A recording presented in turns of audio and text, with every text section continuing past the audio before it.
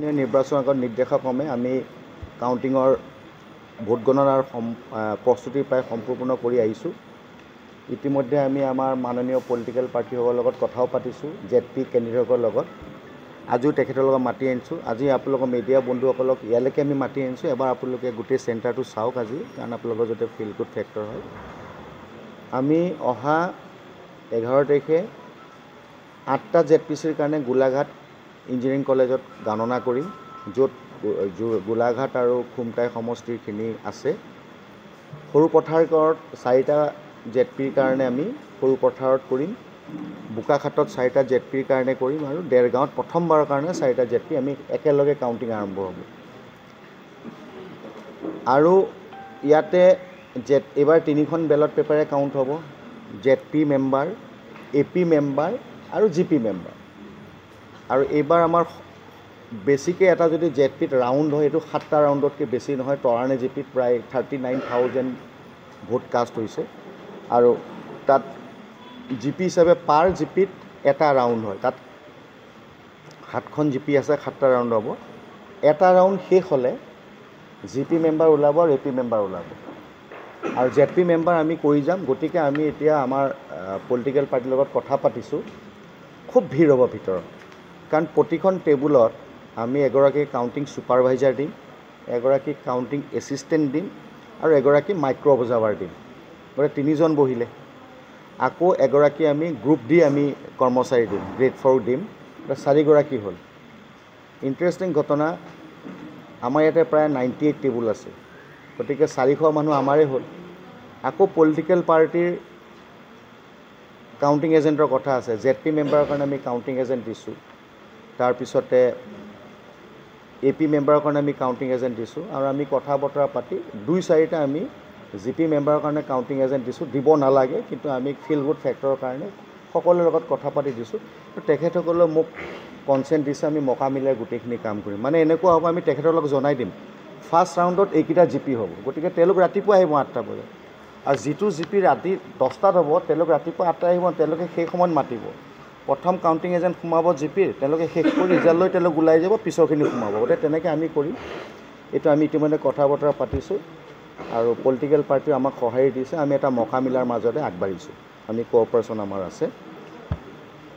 আমি পুলিচ প্ৰশাসনৰ লগতো কথা বতৰা পাতিলোঁ। As per election commission of আছামৰ গাইডলাইন্স মতে আমি 100 মিটাৰৰ ভিতৰলৈকে কোনো গাড়ী, মোবাইল আমি সোমাব দিব নোৱাৰোঁ। গতিকে পলিটিকেল পাৰ্টিসকলক মই কথা পাতিছোঁ, আমাৰ যিখন মেইন গেট হ'ব তাৰ এইফালৰ পৰা গাড়ী আৰু মোবাইল আহিব নোৱাৰিব ইয়ালৈ। মোবাইলৰ আজি মই এটা অৰ্ডাৰ কৰিছোঁ, কমিশ্যনৰ এটা অৰ্ডাৰ মতে কেইজনমান মোবাইল আমি এলাউ কৰিম, সেইখিনি আমাৰ পুলিচে সেইখিনি আমাক তাত ঠিক ঠাক কৰি দিব। বাকী মই পলিটিকেল পাৰ্টিৰ লগতো কথা পাতিছোঁ, কোনো ধৰণৰ মোবাইল বা তেনেকুৱা ইলেক্ট্ৰনিক সা সামগ্ৰী ভিতৰলৈ নাহে। কিন্তু আপোনালোকৰ মিডিয়া বন্ধু যাৰ ভেলিড অথৰিটিক পাছ আছে, যাৰ আপোনালোকৰ মিডিয়া সকলো হ'লেও নহ'ব, যাক ইলেকশ্যন কমিশ্যন অফ আছামে পাছ দিছে, আমি ইতিমধ্যে আপোনালোকক ডিষ্ট্ৰিবিউট কৰিছোঁ। তেখেতসকলৰ মোবাইলটো মিডিয়া চেণ্টাৰলৈকে আহিব লাগিব, আৰু ষ্টেট ইলেকশ্যনৰ গাইডলাইন্স মতে যিখিনি সা সুবিধা দিব লাগে আমি আপোনালোকক দিম। আমাৰ গোটেই জিলাখনত প্ৰায় 244গৰাকী 244 টেবুলছ থাকিব তাত, আৰু আমি একেলগে 8টা বজাত আৰম্ভ কৰিম। প্ৰথম 8টা বজাত আমি পষ্টেল বেলট পেপাৰ ARO টেবুলত আমি আৰম্ভ কৰিম। পষ্টেলৰ পৰা আমি আধা ঘণ্টাৰ ভিতৰত শেষ কৰিব লাগিব। যদি শেষ নহয় 8:30ৰ পৰা 8:30ৰ পৰা বেলট পেপাৰ আমি কাউণ্ট কৰা আৰম্ভ কৰিম। সেইটো আমি ৰৈ নাথাকোঁ তাত, সেইটো কমিশ্যনৰ গাইডলাইন্স আছে। প্ৰতিটো হলত যিহেতু DCয়ে কৰিব লাগে কাউণ্টিং, কিন্তু মোৰ কাৰণে সম্ভৱ নহয় কাৰণে ডিষ্ট্ৰিক্ট ইলেকশ্যন অফিচাৰ মই অথৰাইজ অফিচাৰ কৰিছোঁ, আৰু কমিশ্যনে এপ্ৰুভেল লৈছোঁ। গতিকে প্ৰতিটো হলত ZPৰ কাৰণে এগৰাকী অথৰাইজ অফিচাৰ থাকিব, GPৰ কাৰণে এগৰাকী অথৰাইজ অফিচাৰ থাকিব, আৰু APৰ কাৰণে এগৰাকী অথৰাইজ অফিচাৰ থাকিব। মুঠ 3গৰাকী অফিচাৰ থাকিব, আৰু তেওঁলোকক সহায় কৰিবলৈ আমি আনুষংগিক বিষয়া কৰ্মচাৰী নিয়োগ কৰিম তেওঁলোকৰ লগত, যাতে ভালদৰে হৈ যায়। প্ৰশিক্ষণ ইতিমধ্যে আমি সমাপ্ত কৰি আনিছোঁ। ফাইনেল প্ৰশিক্ষণ কাইলৈ ফৰকাটিং কলেজত হ'ব, আৰু মাইক্ৰ' অবজাৰ্ভাৰ প্ৰশিক্ষণ আজি শেষ হ'ল। আৰু অবজাৰ্ভাৰসকলে, মেইন অবজাৰ্ভাৰে আমাৰ মাইক্ৰ' অবজাৰ্ভাৰক এটা প্ৰশিক্ষণ নিজে দিব লাগে। পৰহিলৈ আমি ৰাতিপুৱা ৰাখিছোঁ ডিষ্ট্ৰিক্ট লাইব্ৰেৰীত, তাত আমি নাথাকোঁ, তেওঁলোকে দিব। গতিকে আমি গোটেইখিনি সকলোকে ঠিক ঠাক কৰি আনিছোঁ। মই আপোনালোকক এটাই অনুৰোধ কৰিছোঁ, মিডিয়া বন্ধুসকলক, যি সা সুবিধা আমি দিব লাগে আমি আপোনালোকক দিম। আমাৰ ফালৰ পৰা দণ্ডাধীশো আপোনালোকৰ লগত থাকিব। আপোনালোকে আপোনালোকৰ যিখিনি ৰিজাল্ট আমি দিব লাগে ৰাউণ্ড ৱাইজ যিখিনি আমি দিয়াৰ ব্যৱস্থা কৰিম যাতে আপোনালোকৰ থ্ৰুদি ডিছেমিনেটেড হৈ গ'লেও বহু মানুহে গম পাব কাৰণ আপোনালোক আমাৰ আৰু ৰাইজৰ মাজত আপোনালোক এটা মিডিয়াম তাৰমানে যেতিয়া আপোনালোকে বিলালে গতিকে মোৰ ফালৰ পৰা এইখিনি কাৰোবাৰ কিবা যদি সুধিবলগীয়া আছে সুধিব পাৰে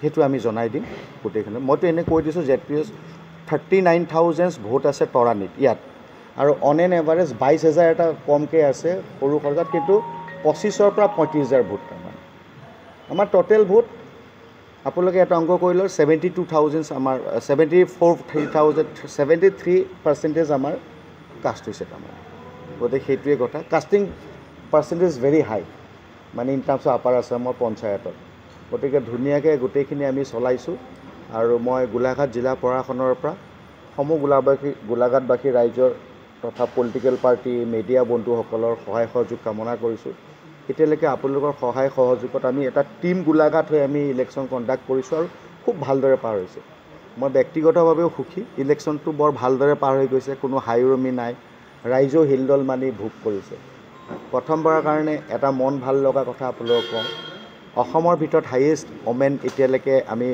ওমেন পাৰ্টি দি পেলাই আমি পলিং চলাইছিলোঁ এৰাউণ্ড 228 মই জনাবলৈ পাই সুখী হৈছোঁ বৰ সুন্দৰভাৱে আমাৰ বাইদেউসকলে কামখিনি কৰি আহিলে ক'তো ধৰণৰ একো গণ্ডগোল নাই ধুনীয়াকৈ কৰিলে ৰাতি ভালদৰে থাকিলে পোল ভালদৰে কৰিলে কোনোবা এটা পলিং ষ্টেচনত 1100 ভোটাৰ আছিলে তেওঁলোকে নিৰনিপানীকৈ কাগজ পত্ৰখিনি দি কোনো ধৰণৰ ইয়াত নোহোৱাকৈ আমি ধুনীয়াকৈ আমি সোমাব পাৰিলোঁ কাউণ্টিং আমি আশাপূৰ্ণ ভাবিছোঁ শান্তিপূৰ্ণই হ'ব মই আইন শৃংখলা সকলোকে বৰ্তাই ৰাখিবলৈ অনুৰোধ কৰিছোঁ চাওক ইলেকশ্যন হয় ইলেকশ্যনত সুস্থভাৱে প্ৰতিদ্বন্দ্বিতা সকলোৱে কৰিছে সুস্থভাৱে ৰিজাল্ট ওলাব ৰিজাল্ট যিয়ে নোলাওক সকলোৱে একচেপ্ট কৰিব লাগে কিয়নো এইটো এটা জনাদেশে তাৰমানে আৰু আমাৰ ফালৰ পৰা প্ৰশাসনৰ হৈ মই কথা দিছোঁ যে আমাৰ ফালৰ পৰা সম্পূৰ্ণৰূপে নিৰপেক্ষতা থাকিব আজিকালি নীতি নিয়ম এনেকুৱা হৈছে কোনো একো কৰিবও নোৱাৰে গতিকে আমি সকলোৱে এতিয়া আমি দ্বিতীয়বাৰৰ কাৰণে পলিটিকেল পাৰ্টিৰ লগত কথা পাতিছোঁ আপোনালোকৰ লগতো পাতিছোঁ কিবা থাকিলে সহায় সহযোগিতা চাজেশ্যন আপোনালোকে দিব ধন্যবাদ